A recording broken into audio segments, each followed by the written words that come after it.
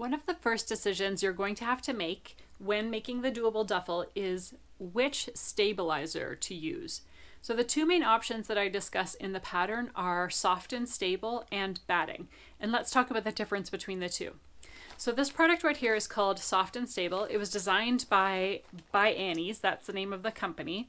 And this is an interesting product that adds a lot of body and depth to your projects. So this is a 1 yard package, which is how much you would need in order to do this project. But let me show you it out of the package. I just have a little bit on a roll here. So it is a foam product that is got two woven exterior facings on it. And it can be sewn, it can be ironed, it can be washed, all the things. It is a really interesting and different option. If you've never used it before, you might really like working with soft and stable. The other option is to use something like batting. And as a long arm quilter, I have lots of that on hand. And I have made almost all of my sample bags using batting because I just have so much of it laying around. And it doesn't matter what kind of batting you choose. If you choose 100% poly, 100% cotton, a bamboo blend, 80-20, whatever you pick, it's going to work just fine. And for the most part, I've been using only one layer of batting.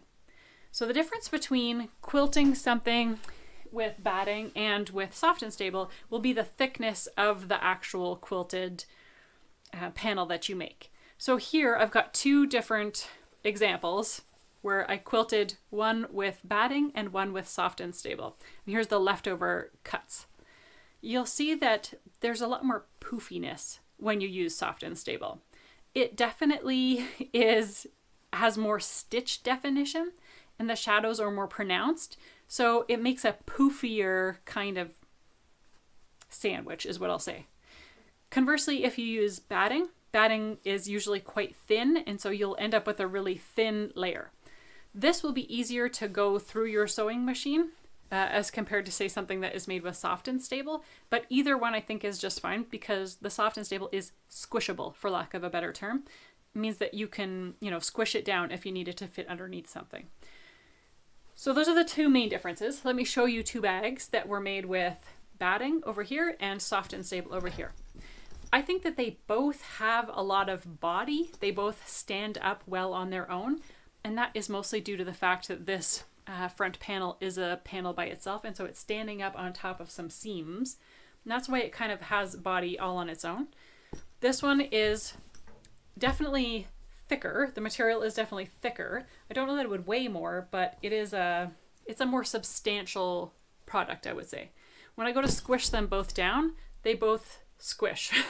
I think you could probably, if you were trying to fit this into a really small part in your closet, you could probably make the one made with batting into a smaller pile if that was a concern that you had for, say, storage when you're not using it. I think that the one made with batting would get smaller, but this is still a reasonable size. So either way you cut it, I don't think you can make a wrong decision, but I just wanted to give you some things to think about in case you have never worked with either, so if you've never worked with soft and stable, at least you might be wondering, is it worth it? So I'll leave that up to you. And I'm curious to see who's going to be using batting and who's going to be using soft and stable. If you want, you can leave a comment down below and then we'll all get a sense of what you're using for your project.